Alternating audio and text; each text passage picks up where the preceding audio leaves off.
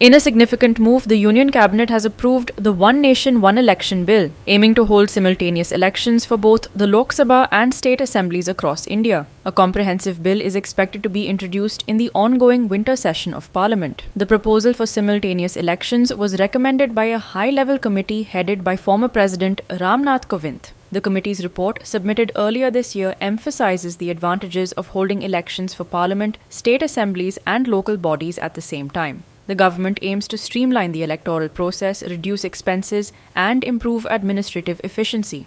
According to estimates, India spent nearly rupees 60,000 crore during the 2019 Lok Sabha elections, including costs for political parties, the Election Commission, and security personnel.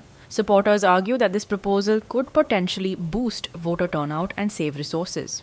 However, the proposal faces significant opposition, with several opposition parties, including Congress, expressing concerns about its impact on democracy. They argue that simultaneous elections could concentrate too much power at the national level and diminish the voice of regional parties. Critics also worry that the ruling party could misuse this system to gain an electoral advantage. Despite the opposition, the proposal has garnered support from several allies in the NDA, including JDU and Chirag Paswan's LJP.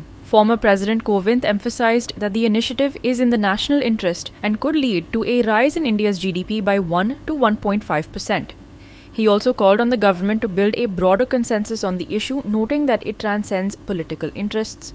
The bill requires constitutional amendments to key articles, including those related to the terms of office for MPs and state legislators, and would also need ratification by at least half of the states.